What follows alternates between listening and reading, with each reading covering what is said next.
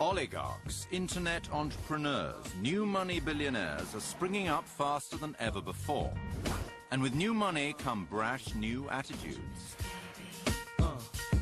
Wealth now doesn't mean 40, 50, 60 million. It means in the billions. Generation hyper-rich has arrived. It's kind of blingy and more out there than it used to be. It's like, you've got a 300-foot yacht, oh, but he's got a 500-foot yacht. Now you've got status anxiety.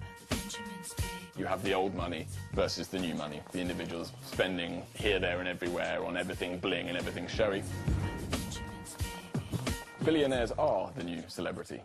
And just like celebrities, many new money billionaires are not afraid to be seen to be extravagant, and they want grand, iconic toys that scream, "Check me out." Seems they've checked a box which says yacht or plane or stud farm or mini stately home.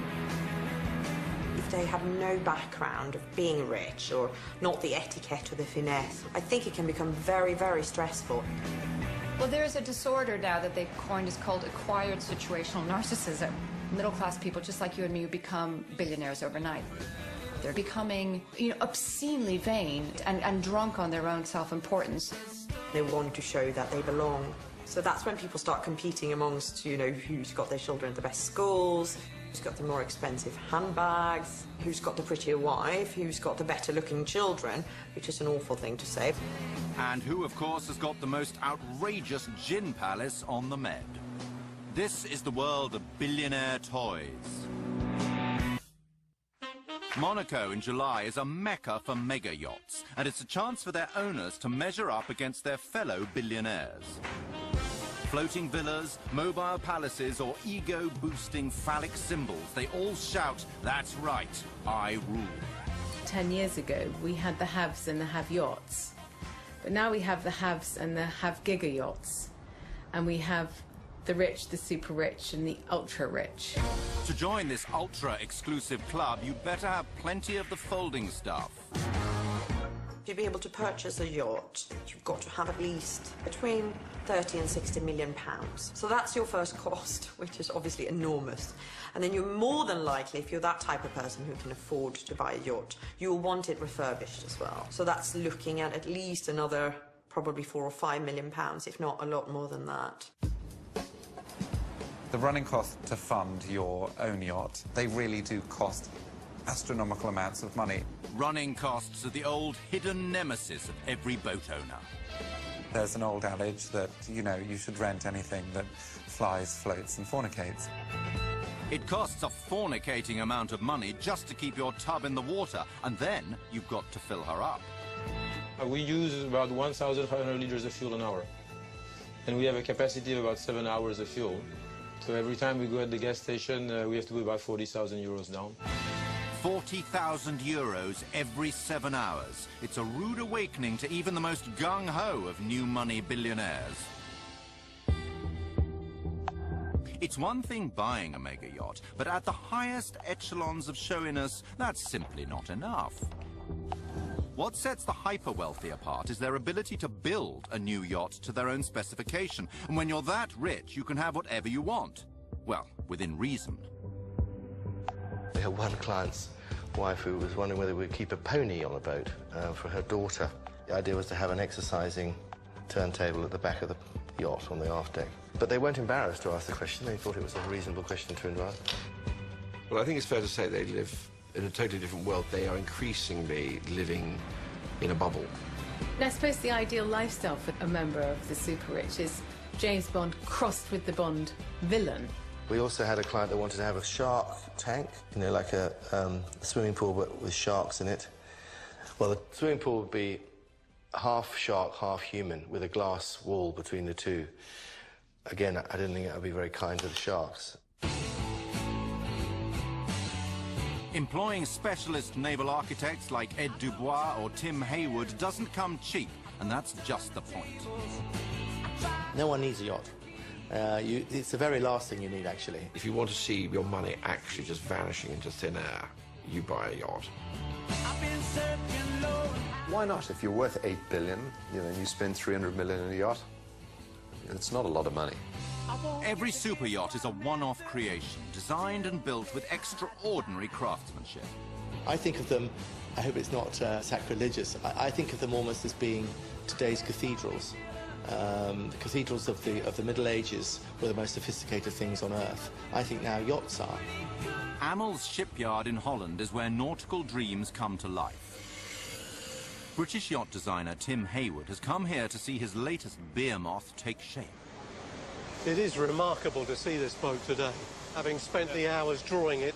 It's a 66-metre yacht built over 3 tiers, and the price, well, eye-watering.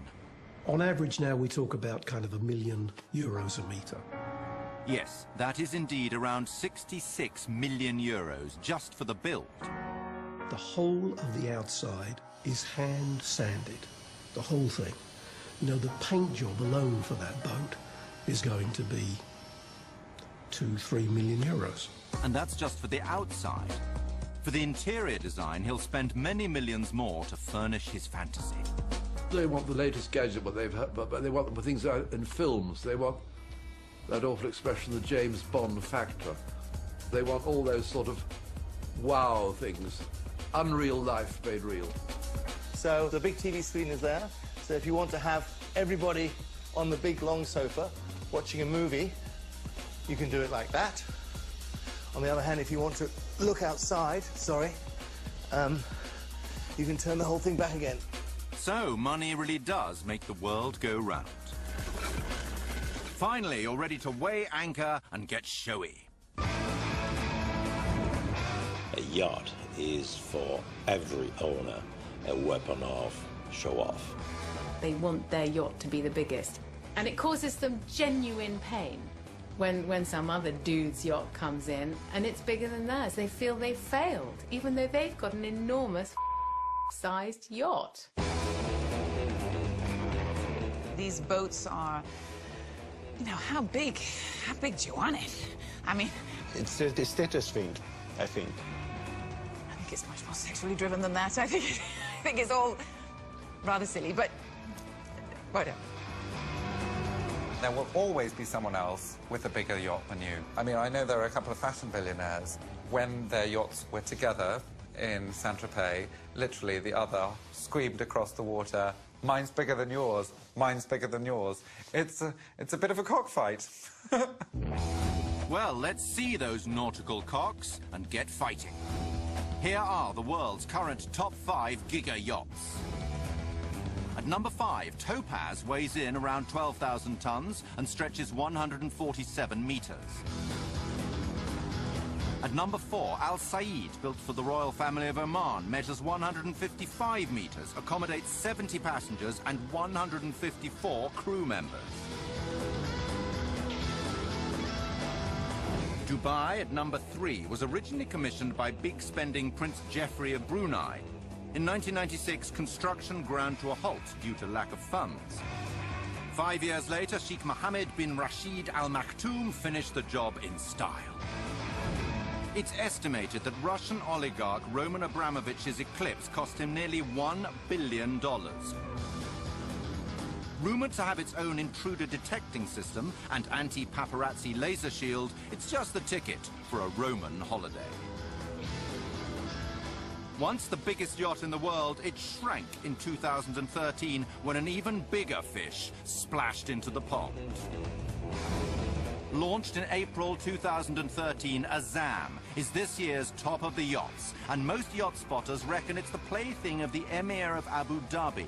This 94,000 horsepower vessel travels at more than 30 knots, which makes it not only the longest, but the fastest super yacht in the world. Coming up, Playtime in Paradise, the ultimate high-end toys for new money billionaires left out in the cold. Just because you're super rich doesn't mean the super rich accept you. There is this isolation that billionaires have to endure. And staffing the super toys billionaire style. If you're a size 12 to 14, it's very difficult to do your job. The last thing they want to see is somebody that's frumpy. Newly made billionaires have got it bad. Decked out with brand new showpiece toys, they're finally into high society, except it's not necessarily the nirvana of their dreams. A billionaire spends his whole life trying to accumulate wealth to escape society. And then when he gets there, he spends his whole time trying to re-ingratiate himself back into society. There is this isolation that billionaires have to endure. Just because you're super rich doesn't mean the super rich accept you. Because the pecking order amongst the super rich is quite stratified. So on the top of the super rich league are the extremely well-educated, well-spoken, art enthusiastic sophisticates. They do not feel that they are the same as the next super rich guy who owns 3 yachts but can't pull a sentence together. Your new old money pals don't deem you worthy, so what do? You head back to your trusty friends from the good old days. I mean, the idea that, you know, you've been invited on someone's yacht, yippee. First of all, you're expected to leave 10% of the cost of the yacht in tips, which, by the way, is more than flying around the world first class. On top of that, the men who come and take the little boat that takes you, shuffles you back and forth from the yacht, they expect to be tipped as well. So actually, unless you're very rich, you can't afford to be a guest of someone who's very rich. I think the unspoken contract between the host and the guest is that the guest is there in some way to entertain the host and the other guests. And you've got to play the game. You've got to be part of the fun and, you know, sing for your supper. I was once having lunch with a billionaire. He said something very amusing, which was that when you invite friends on your super yacht, they take everything in the room. They basically walked out with the entire contents. To hell with your friends. You're a billionaire. You don't need them anymore. Plus, you've got this year's ultimate seagoing super toys. First released in 1972, 40 years on, the jet ski is still the undisputed hooligan of the high seas. For the billionaire who thinks he's above it all, well, 6 inches above it all, then the 40-mile-an-hour hoverpod is the only way to fly. Disliked by captains and crew alike, the super slide is every little big kid's dream. Big kids with £130,000 to spare, that is. The billionaire life encapsulated in one fabulous toy, full of ups and downs and spins and swoops. For the wealthy flyboy at play, the flyboard is guaranteed to raise pulses and eyebrows across the marina. Now, to mere mortals, this cutting-edge contraption may look like a submarine, but no, they'd be wrong. It is, in fact, an underwater aeroplane. The Super Falcon can fly to depths of 120 meters, and it's all yours for one easy installment of $1.7 million.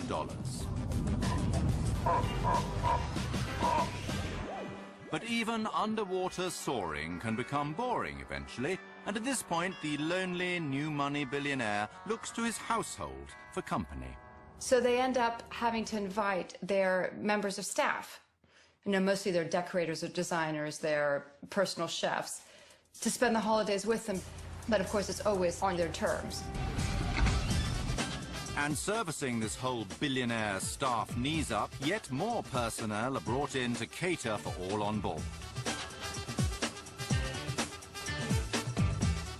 The last thing they want to see is somebody that's frumpy. They want somebody who's young, vibrant, attractive. She needs not to be oversized, because if you're a size 12 to 14, it's very difficult to do your job in a correct manner. You hear all sorts of stories of stewardesses and captains, to be very honest, as well as stewardesses and owners. I think it's quite a common trap for girls to fall into. Those stories tend to end with the stewardess being on the streets, to be honest, and losing her job. But of course, it's not just the stewardesses and, let's be fair, stewards servicing the boat-bound billionaire. A whole industry caters to their demands. And in Cannes, expats Ellen and Gabby have set up a fruit and veg business, catering to the appetites of the super rich. This is our fruit and veg fridge, and all our fruit and veg is prepared at temperature, well, at a constant temperature. A client one day asked us to send her some papaya fruit down to Sardinia, so we had to charter a private jet just to put the fruit on board. Pilot wasn't too happy. Actually get asked to send our fruit and veg to the Maldives. Where have we been? Seychelles, yeah, the Caribbean. So we send a lot in winter. We export a lot. Oh, morning, Shushu! Oh, yeah. We have a lovely in-house florist called Shushu. He's divine. He just does, he'll bend over backwards to help you. Literally. I love my job. Yes, of course. 26 years I make this job. Yeah. He's really lovely, and the boats adore him. He goes onto the boats, he'll talk through with the chief stewardesses, and he also comes on board some of the yachts with us and places the flowers on board for them so the girls don't have to do anything. Every time I'm very happy. As party planners to the hyper-wealthy, Heidi and Bruno are accustomed to providing immediate gratification to some of the world's most demanding guests. Mega yacht owners, when they decide to organize a party, it's last minute. It's always last minute. The team is the key, and they do work under pressure, and they know his style, which can get a little erratic. Céline, comment que ça se fait que je suis pas au courant de ça? Moi, je le mets tout sur un tableau écrit. T'as un problème, je te le dis que t'as un problème. T'es un fou, t'es un fou. Attends, tu savais qu'il fallait que tu sois là-bas à 2 heures et t'es encore là? Mais c'est des malades. Non, mais ils vont pas bien, ils vont... The pressure is on as Bruno and Heidi prepare a huge boat party fit for a princess. 21-year-old. She's having a birthday party. She expects a lot. She's pretty demanding. Well, the whole family are pretty demanding. Red party. Red. Their Russian client wants a 6-course dinner with fine wines for 30 guests. They've insisted on a top DJ from London, dancers from Paris, and fresh lobsters from the bottom of the sea. All to be on their yacht by 8 p.m. this evening. They are not leaning towards French cuisine. They're looking for good quality, fresh, and they do tend to have a lot of courses, and meals do tend to take a long time. The Russians might not say bon to French food, but vino is a definite oui. This one is a cuvée very rare. It's from Champagne Blanc de Blanc, vintage 2002. And this is a real gold label. And champagne, it's the top cuvée from Roederer. It's a crystal, but pink, which is quite rare. But for the big occasion, it's the one we suggest. We try to help them to spend but their often money we have to be expensive for them to understand, for them to want it. If it's not expensive, they won't want it. We have something interesting that we use a lot for our clientele on the boats. This is the best seller. It's real gold on it. It's very nice. Suddenly there's a problem. The DJ is stuck in the UK. C'est pas un problème l'avion. C'est pas grave. Ils prennent un autre avion. C'est pour ce soir. Mais il faut absolument... Ils sont coincés, ils ont perdu les bagages sur le transit de Beyrouth, et les bagages, ils retrouvent les bagages à Roissy. It's the DJ from London, the one we always have. Il y a tous les téléphone dedans. Okay. How much is it for a private flight? Have a look. Demande le prix It has to be him. It can't be anyone else. Nobody else. And what about the dancers, the 5 dancers from Paris? Are they still coming? Raoul. Je pense que tu peux trouver un... We had one client who arrived with her baby and was going to her super yacht, and she forgot her baby monitor. Doesn't seem like a problem to you or I, but we said we will go and buy... No, she didn't want to bought one. She wanted her own. So I had to charter a jet to Moscow to get her baby monitor. The baby monitor arrived, and life continued. 4 hours till deadline, and now it's all hands on deck for a mad dash down the coast to the client's boat. Go, go, go. Pressure, the boat's going. Everything is packed. Now, next stop, Monaco. I feel really at my best when I feel that pressure. It's like a drug. Here we are in marvelous Monaco. The boat is here. We only have a small window of time where we have to get everything on board before it leaves the quay. All very exclusive, all very private, and all surrounded by bodyguards. It's a very discreet industry. In a funny way, these boats are so showy, it sort of contradicts everything that they want to be. So we have to keep it low-key. We arrive, we install, we exit, and wait for the next project. Coming up, not content with peer pressure at sea, competitive billionaires head for the skies. When somebody feels good about spending their money, there is no limit to what you'll spend. It's very, very addictive. So once you start flying private, you will never stop.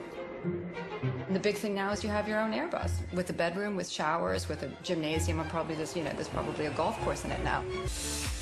To the outside world, the billionaire lifestyle is one of endless pleasure.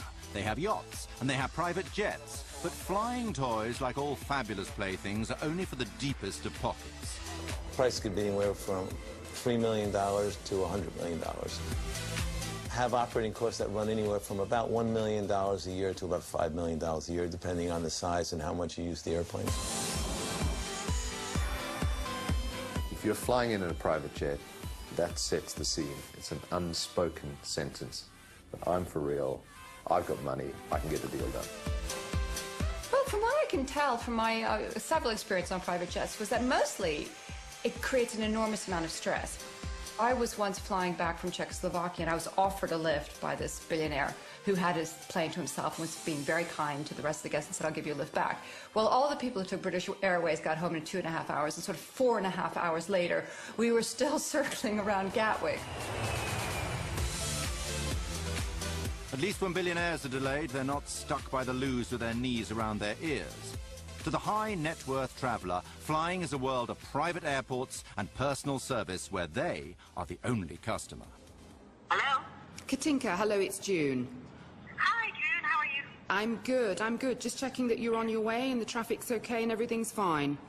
Everything is fine. We should be there in about 15 minutes. Fantastic. Well, I'm here, I'm ready, the plane is in position, so we're just waiting for you en route to arrive. It's June's job to care for her customers' every creature comfort. On board today, Miss Katinka Niku and her travelling companion, Rue. The Rottweiler who was born with a silver spoon in his jaws. Hi. It's very, very addictive. So once you start flying private, you will never stop. Giving up that private jet, that's the hardest thing to do. We've got the aircon on for you, so it'll be nice and cool in there. There are clearly children who fly around on private jet the whole time. I have a friend whose daughter was once flown on a commercial airline, and she said, you know, Daddy, are these all your friends? She'd never seen 300 people in the same plane before. This is the first day of the birthday week. First day of the birthday week. Are we going to celebrate all week? As a jet salesman to the super rich, New Yorker Steve Vassano lives the lifestyle of his customers. I love my life. I have the most fantastic life. I have, the best girlfriend. I have the best friends. I work in a fantastic environment. After all, if you can't be them, join them. Dress Saint-Tropez normal. Unfortunately. Slutty chic. Slutty chic, yes. Unfortunately, I have to fly back to London to go to the office today. Ever the businessman, for Steve, it's always work before play. He's off to make money. Did you hit 40 million, or is it just below?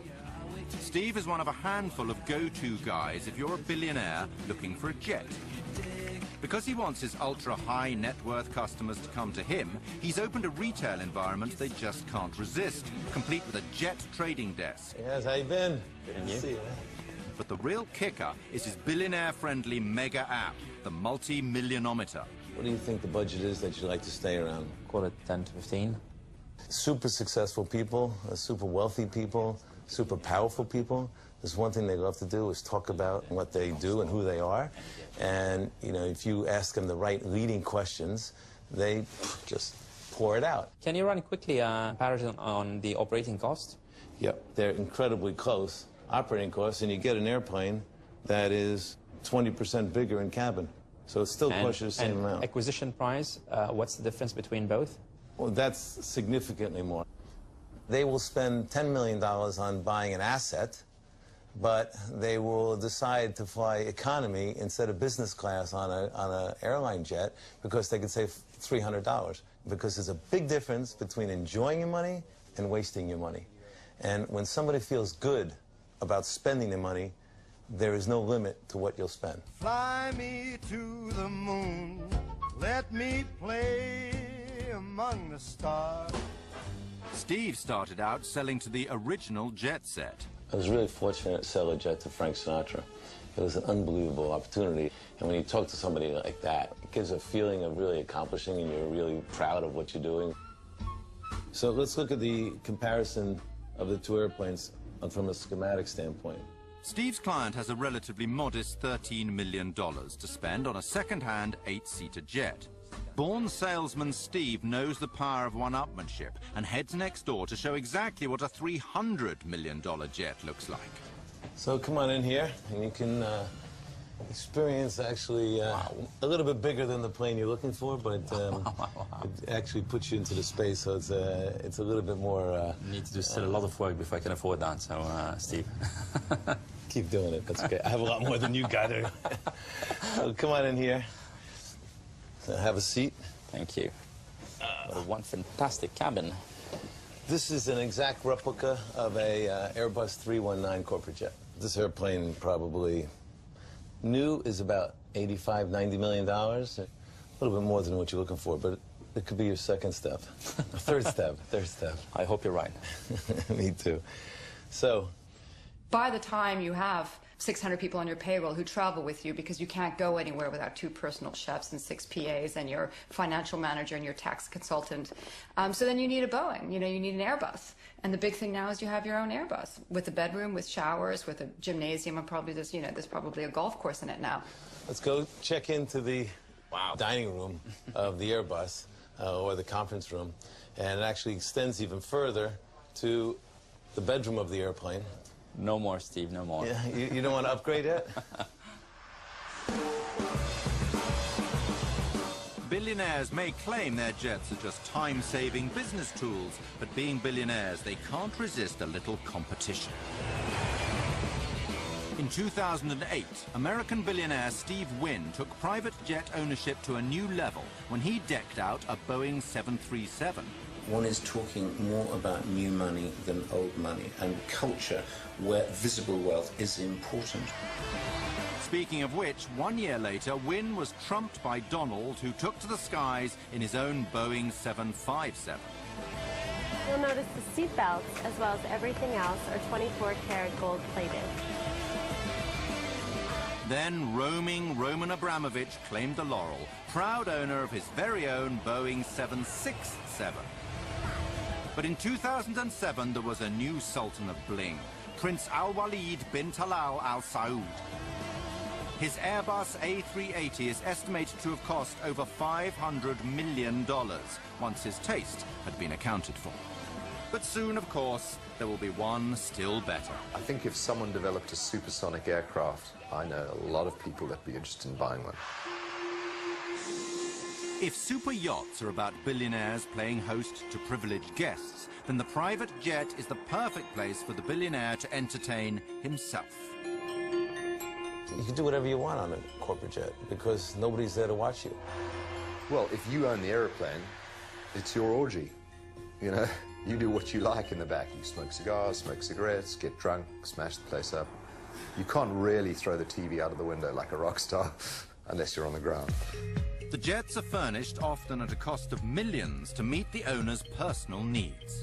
And we've seen in the sort of larger 747s and 777s, you see owners where they put in cinemas, jacuzzis, bedrooms, dining rooms. They've kitted it out in the interior design of their choice. So basically, the world's your oyster.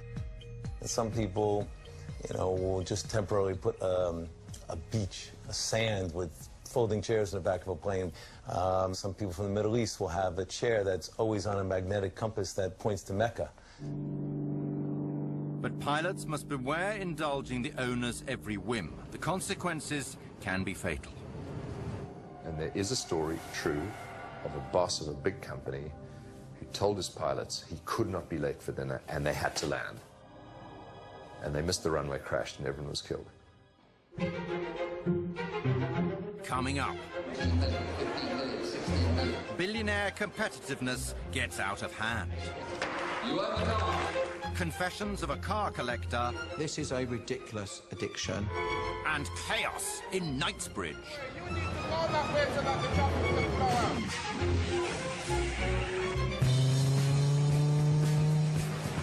It's not all fun and games being a billionaire.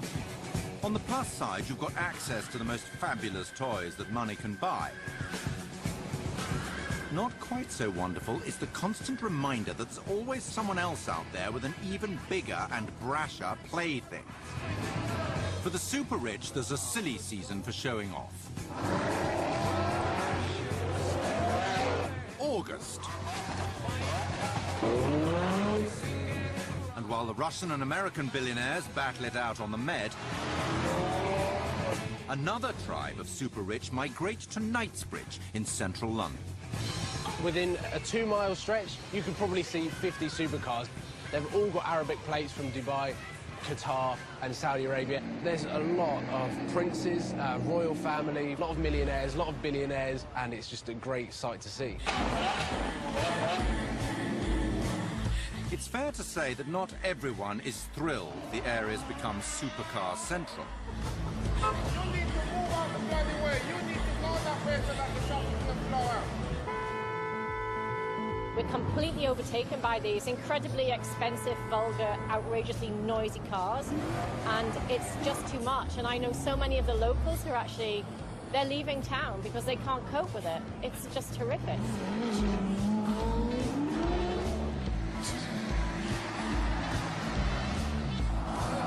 It's a testosterone-fueled showdown as very rich young men race very expensive fast cars in a battle to win over the admiring hangers-on.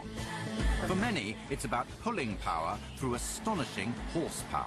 Between supercar owners, there's a lot of competition, so it's always a case of who can get their car featured on Instagram, Facebook, Twitter, YouTube more, and how many hits they can get.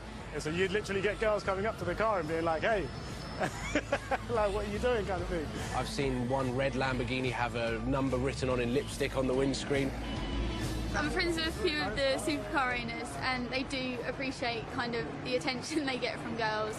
I think the car is pretty good looking, very aggressive, so I like showing it around. We have Maseratis, we have McLarens, we have a Camaro, we have a GTR. We can show off as much as we like, create some noise.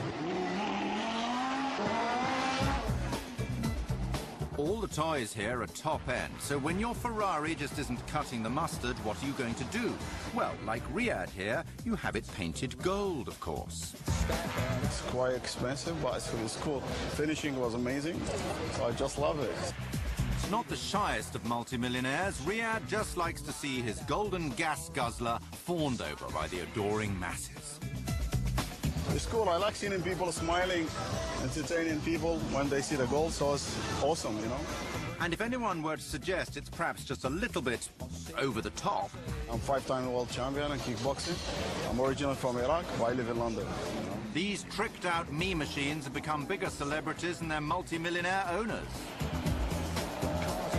Trending online is the Tron Lamborghini. And putting the austere in steering wheel, the Velvet Ferrari. You do see a lot of personalised cars that have their own initials in the headrest, they have their initials on the car, and they really make it their own car.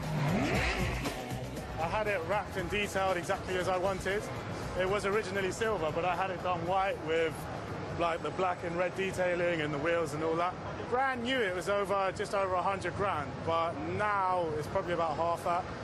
Oops, even for the super wealthy, spending heaps of money to make your car less sellable, but you more attractive, well, it's an expensive way to go about the mating game. And not everyone is after a kiss and a £250,000 lift home. Billionaires beware British bobbies and their weapons of mass humiliation.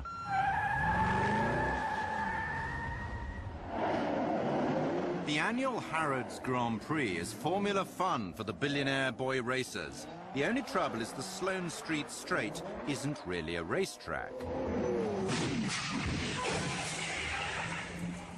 Never mind, should polish out. Perhaps take the chance to get it plated platinum whilst you're at it.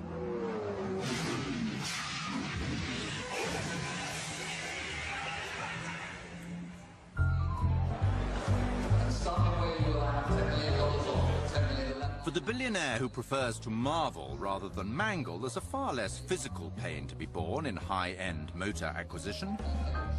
If you want the contents of your garage to trump all competition, you must suffer the pain that hurts the hyper-rich deepest, the pain of becoming significantly poorer. It's August 2014, and the bids for this car, a 1962 Ferrari GTO, are increasing by $1 million a pop. 29 million, 30 million I have. The world record for the most expensive car ever sold at auction 34,500,000 is about to be broken. $34,650,000. Last chance. You own the car. The mystery phone bidder has agreed to pay $39 million. That's £23 million for the Ferrari. It's a new world record and a huge sum to swallow. There is no doubt that it's very simple to track the results of auctions over the last 3 or 4 years, and one can see very clearly how the values of these cars have been shooting up and up and up. Historic motor cars have appreciated just over 450%, which is huge, absolutely massive. Blenheim Palace, Oxfordshire, and a high-end classic car auction has once again brought out the hyper-wealthy big hitters. 150 new money, 160, 170 here in the room. Classic car auctioneer Chris Routledge is familiar with the new breed of big money buyers. There are some clients who will be quite nonchalant and will say, buy it. 51. And that's an open-ended instruction to buy it. And if you've got another competing bidder who equally has an open-ended instruction to buy it, you do get fireworks. At 50,000, now 52. For the ultra-high net worth toy consumer, the competitive irritation of being pushed to astronomical bids by others equally determined is somewhat offset by a rather wonderful tax loop now working in their favour. On my left, I'm asking for 60. Wine, watches and cars are known as deteriorating assets. Except they don't actually looked and noticed that the only deteriorating asset has actually gone up in value massively in the last 10 years.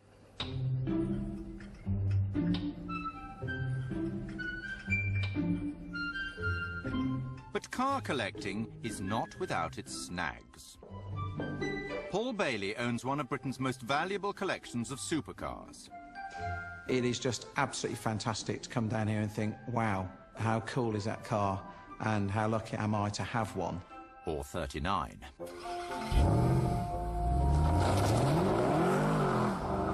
For Paul, when it comes to hoarding rich list runarounds, well, more... Ferrari Enzo. ...is more... So this is my Lamborghini, my Aventador, Ferrari 360 Spider. ...is even more. Cars that are in most collections, often they're locked away, wrapped up in cotton wool, people don't get to see them, they don't get driven, may literally just sit in someone's collection, gathering dust, waiting for the day when that person can double or triple or quadruple their investment. But Paul has succumbed to another affliction that can ensnare the super-rich car collector. My wife's California. This is a 360 Challenge Stradale. But here's the problem. At which point does a quirky, horribly expensive passion turn a wealthy, sane man into a full-blown petrol head case? This is Volcano Red, pearlescent orange, metallic yellow. I'm not afraid of a nice yellow on a car. Is it this point? Metallic silver. I needed to have a black one. How about now? 16M SLS Spiker. Paul is addicted to buying supercars. It's as simple as that. At least his wife Selena has a good grip on his mounting obsession. Surely you don't need that many cars. You don't need that many shoes, you don't need that many handbags, you don't need a lot of things in life. But it is our passion, and we love to have the amount of cars we have, and hopefully some more in the future. What do you do when a new one comes out? You really try hard not to buy it, but then you think, well, I'll just buy one of those, and that's a really cool car to have. Porsche, Ferrari and the rest will make sure that Paul's ravenous desire can never be sated, because Paul is their perfect customer. The dealer's now telling me that the GT3 RS is coming out any moment now, and then that's going to be a car I'm going to have, because currently my GT3 RSs are manual and the new ones are PDK. This is a ridiculous addiction. In some ways, I think it is as bad as alcohol, drugs or gambling. I could probably have some sort of medical help from somebody. Paul's supercar habit would ruin most people, but as the value of his collection keeps on rising... F40, it's gone up 7 times since I bought it. This is perhaps the only known addiction that pays for itself.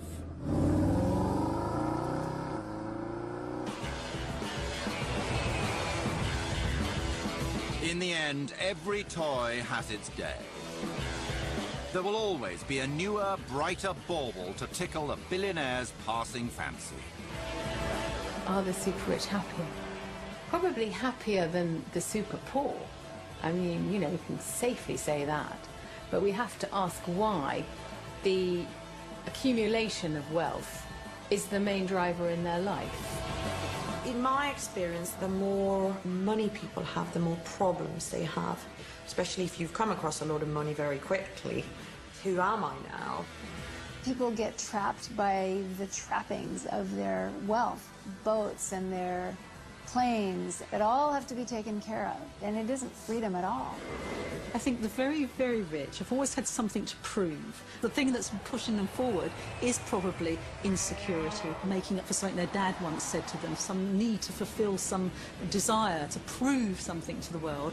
So are they happy? No. And that's what drives them on.